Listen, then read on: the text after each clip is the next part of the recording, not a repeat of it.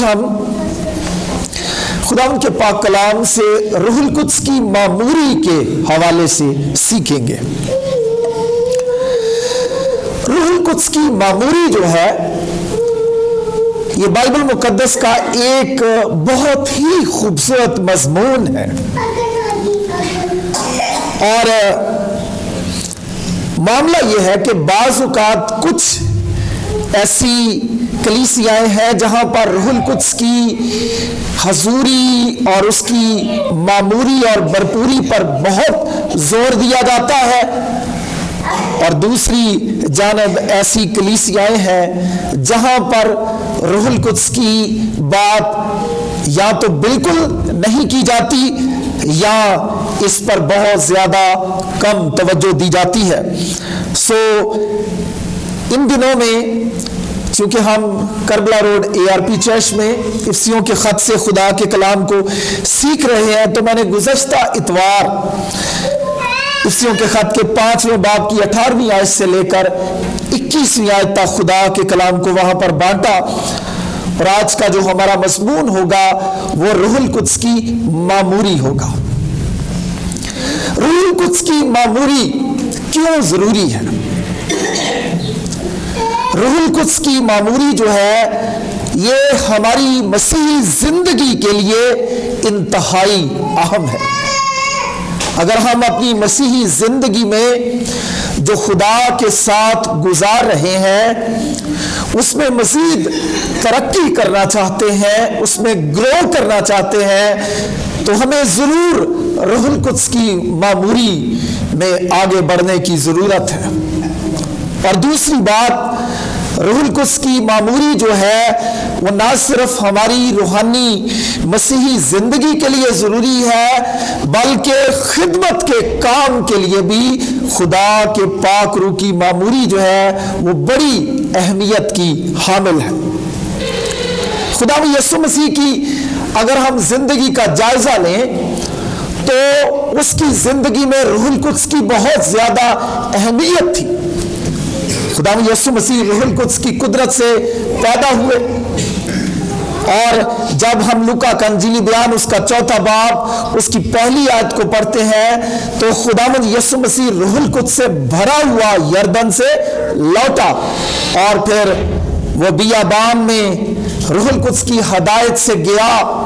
تاکہ وہاں پر ابلیس سے آزمایا جائے۔ پھر خداوند یسوع مسیح جب ناصرت کے عبادت خانہ میں آیا تو ہم دیکھتے ہیں کہ خداوند یسوع مسیح نے فرمایا کہ خدا کا روح مجھ پر ہے۔ خداوند یسوع مسیح کی زندگی میں روح القدس کی معموری جو تھی، روح القدس سے جو بھرا ہونا ہے، اس کی بہت زیادہ اہمیت تھی، اور اس کے ساتھ ساتھ خدمت کے حوالے سے جو پاک روح کی معموری کی اہمیت ہے، ہم اس کا تذکرہ جو ہے اعمال کی کتاب کے 6 باب کی 3 آیت سے لے کر 5ویں آیت تک پڑھتے ہیں۔ جب بیواؤں کی خبر گیری میں غفلت ہوئی تو ان کو اس بات کی ضرورت پڑی کہ کچھ ایسے لوگ چنے جائیں جو اس خدمت پر تعینات کیے جائیں، تو ہم وہاں پر دیکھتے ہیں کہ ایسے 7 نیک نام شخصوں کا انتخاب کیا گیا جو حکمت اور روح القدس سے بھرے، اور ان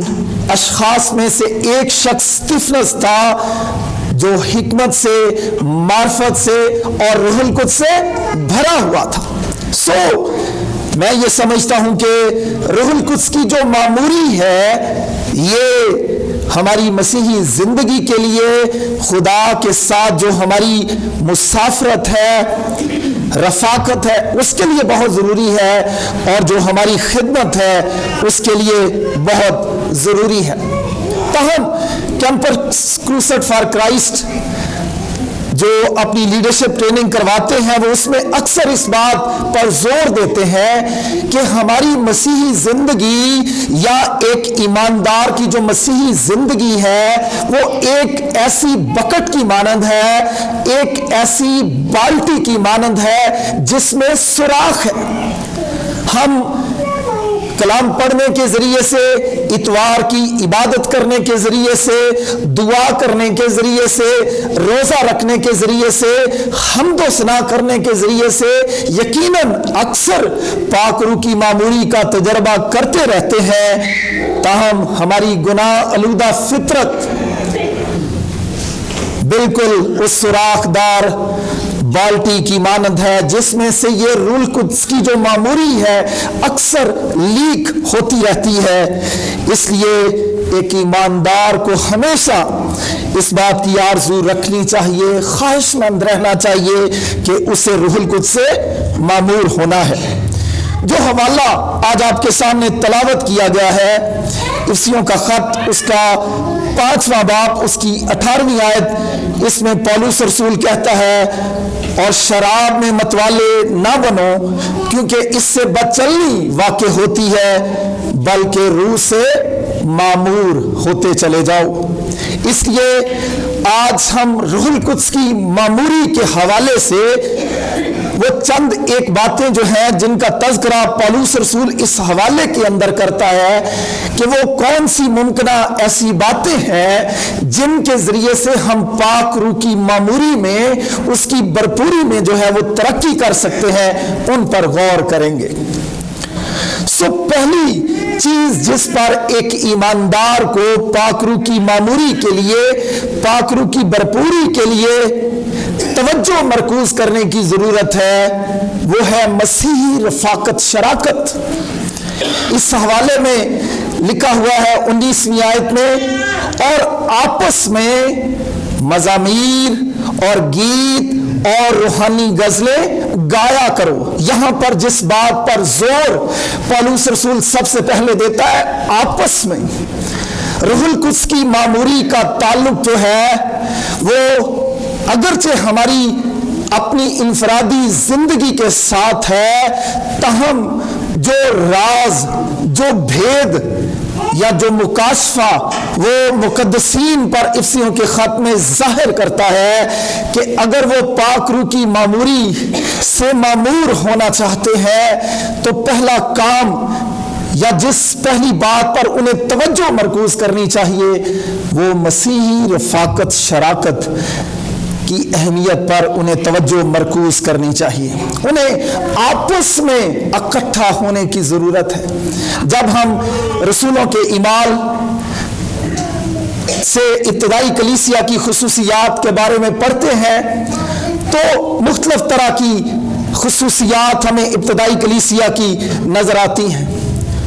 ابتدائی کلیسیا دعا کرنے میں مشغول رہی، ابتدائی کلیسیا روٹی توڑنے میں مشغول رہی، وہ رسولوں سے تعلیم پانے میں مشغول رہی، اور ابتدائی کلیسیا کی ایک اور صفت تھی، وہ آپس میں رفاقت رکھنے میں مشغول رہے۔ اگر ہم چاہتے ہیں کہ ہم پاک روح کی معموری کا تجربہ کریں اور اپنی زندگی میں پاک روح کی معموری کو ہر روز بڑھتا ہوا،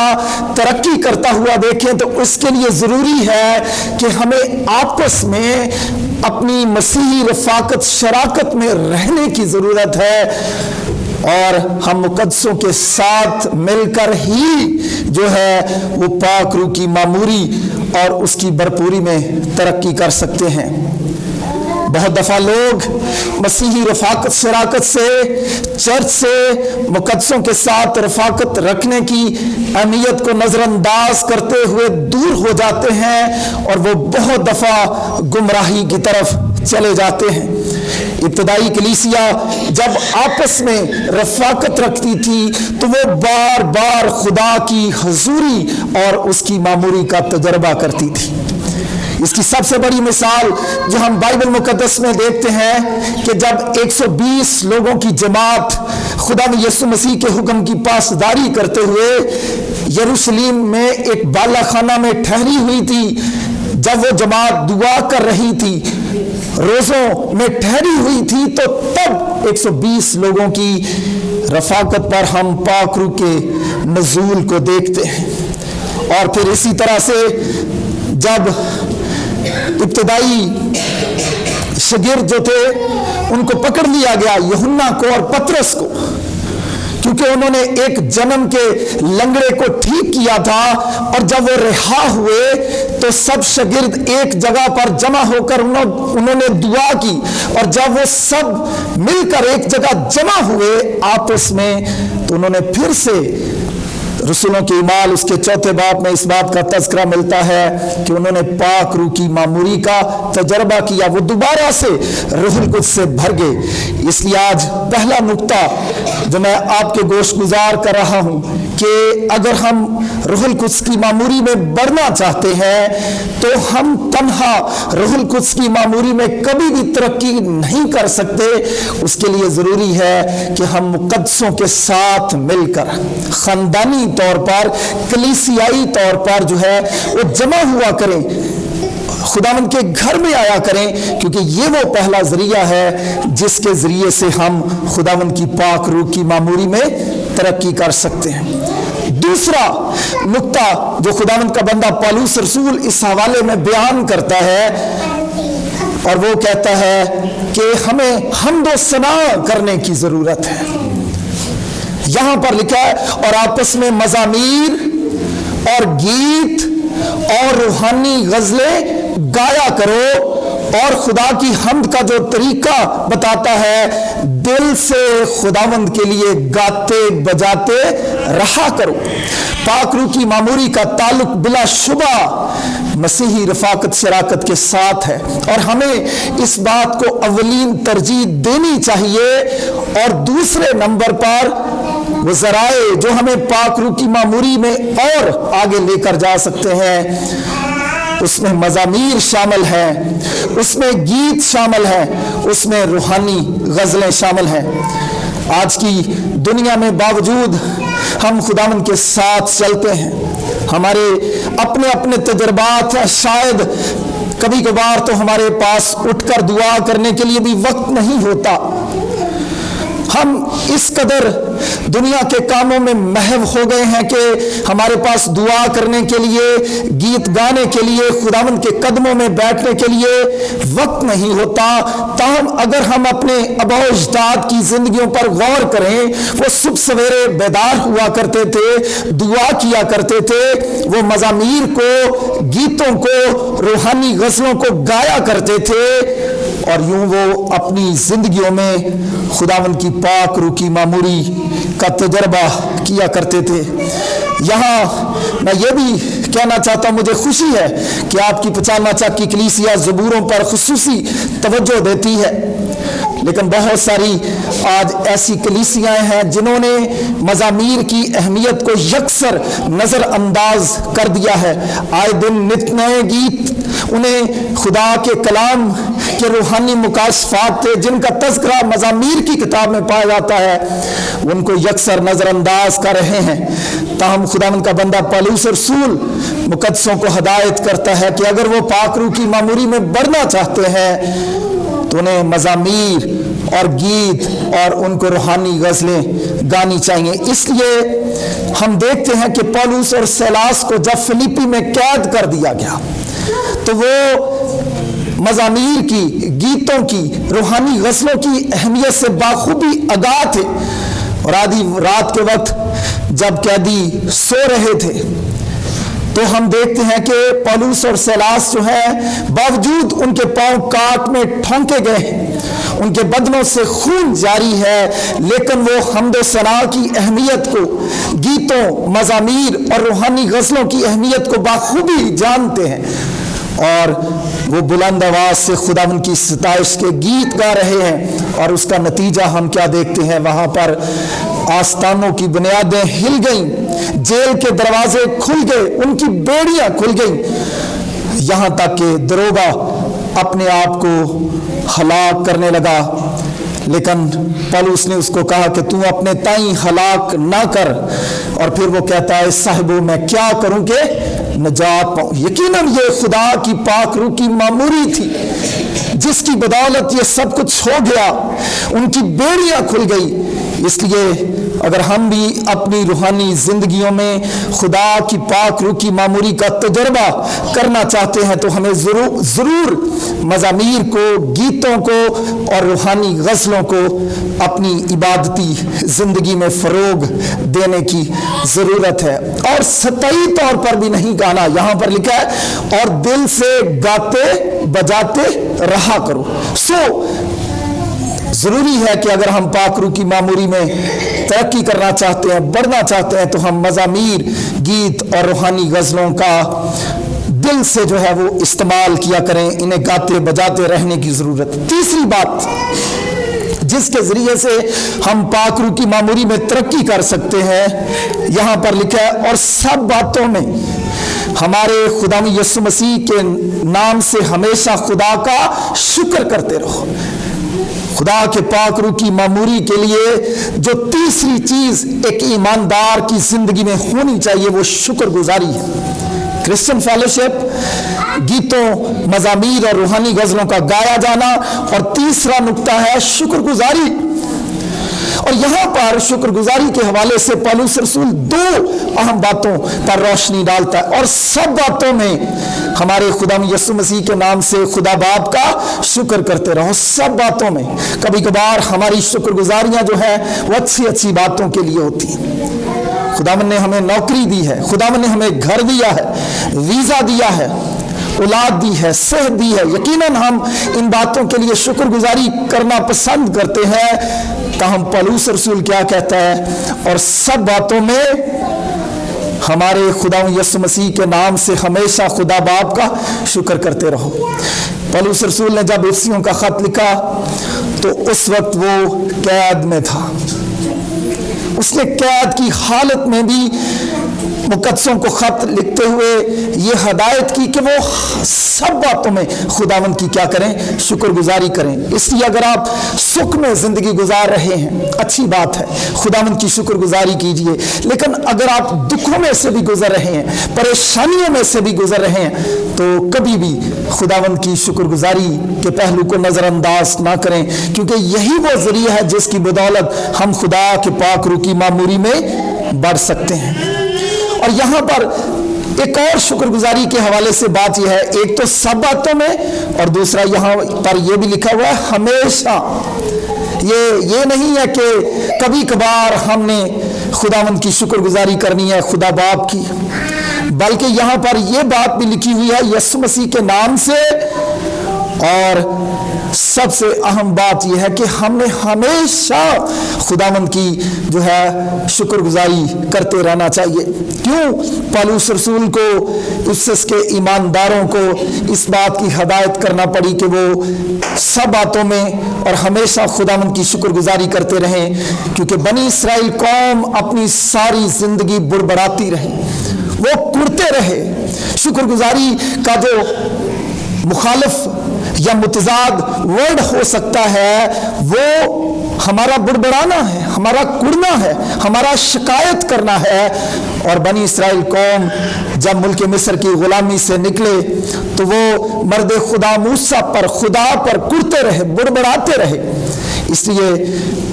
نئے عہد نامے کے ایمانداروں کو آج اس بھید کو سمجھنے کی ضرورت ہے کہ اگر وہ پاک روح کی معموری میں بڑھنا چاہتے ہیں تو انہیں سب باتوں میں ہمارے خداوند یسوع مسیح کے نام سے ہمیشہ خدا باپ کا شکر بجا لانا ہے، ہمیشہ اور تمام باتوں میں خداوند کی شکر گزاری کرتے رہنا ہے۔ چوتھی بات جس کے ذریعے سے ہم خدا کی پاک روح کی معموری میں بڑھ سکتے ہیں، یہاں پر لکھا ہے 21ویں آیت میں، اور مسیح کے خوف سے ایک دوسرے کے تابع رہو۔ تابع داری چوتھا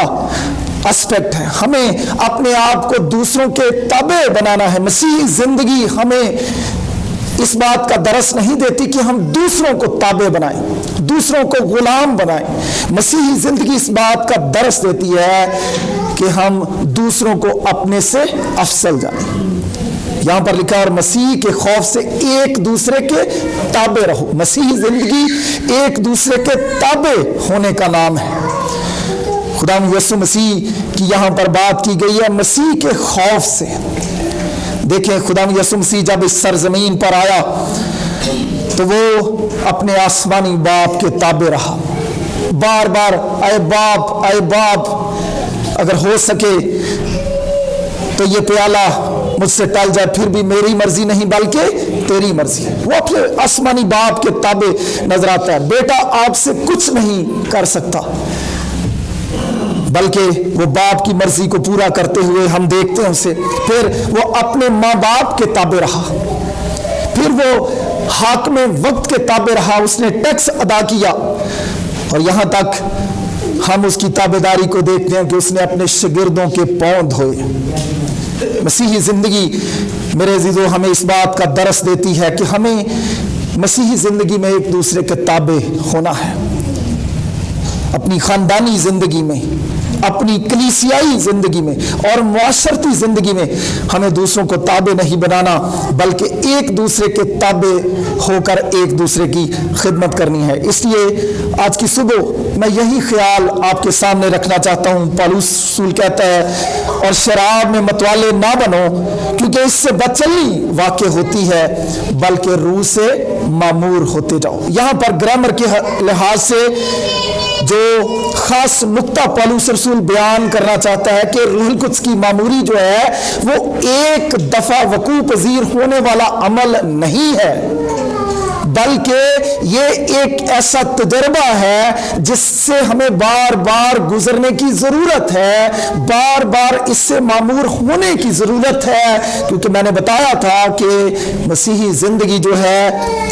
اس دنیا میں رہتے ہوئے ایک سوراخ دار بالٹی کی مانند ہے، جس میں سے یہ روح القدس کی معموری جو ہے وہ بہتی رہتی ہے، ضائع ہوتی رہتی ہے، لیکن ہمیں بار بار روح القدس سے بھرنے کی ضرورت ہے۔ سو ہمیں